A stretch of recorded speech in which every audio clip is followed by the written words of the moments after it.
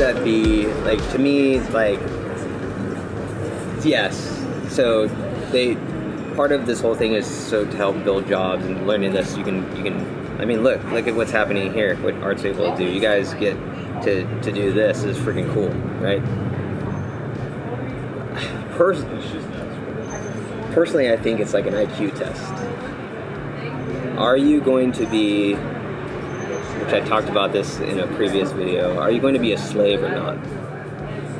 And if you're going to be a slave, we'll treat you like a slave. Or are you going to open your eyes? Are you going to go watch The Mandalorian and Obi-Wan Kenobi for 5 hours a day? That's the average people. The average person watches like 5 hours of TV a day. It's according to the Bureau of Labor Statistics, not me, and that was like 10 years ago. So I'm sure it's more now.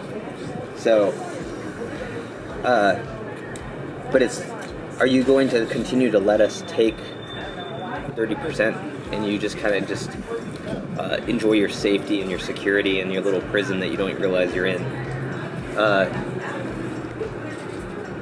Because as soon as you start risking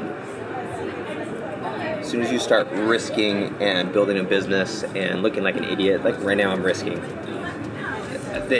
I'm naturally introverted, and there's people around, and I'm like, I'm not used to this, right? So, like, I can risk look like a fool. I can risk giving bad advice.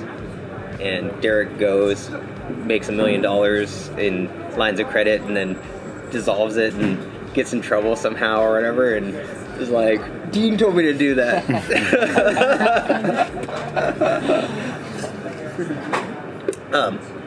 But I think it's personally, I especially after all the stuff that's happened recently, I think it's an IQ test. Rich Dad Poor Dad's a really, really good book that kind of introduces you to that way of thinking, because you have two dichotomies. You have the cash flow quadrant. Have you read Cash Flow Quadrant? Yeah. Cool. That's a great book, by the way. Yeah. On the left side, you have the employee and small business owner. Those are the people who get taxed like the crap.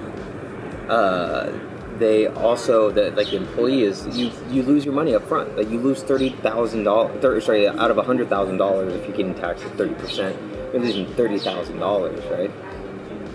That sucks. Up front, that you could have invested in down payment on a property in another state. You could have invested in your business. You could have invested in whatever, but you have to pay that tax up front. So, to me, it's like it's a litmus test. Are you going to do that and enjoy your safety and security, or are you going to go out and try and make your own way and be a man or woman and risk? And all the rewards go to those who risk. So, they print money, dude. They don't need to. They literally can print money. They don't need to do to support the country. They literally just print money.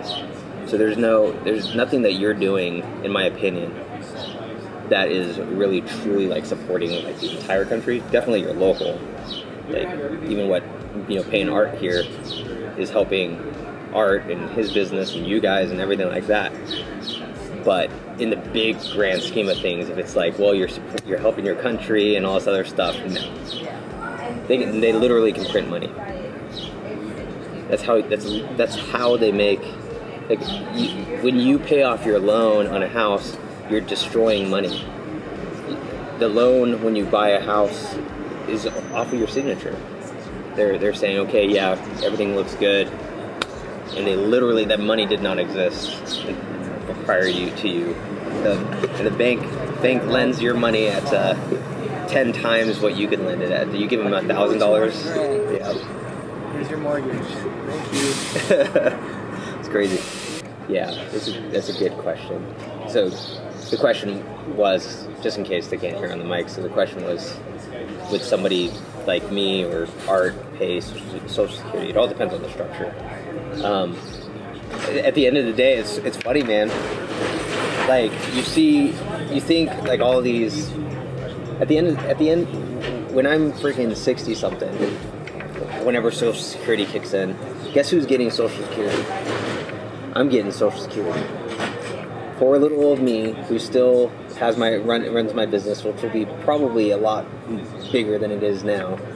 My goal is to be a billionaire at the end, before I die. We'll see if it happens, but it'll be pretty high up there, right? And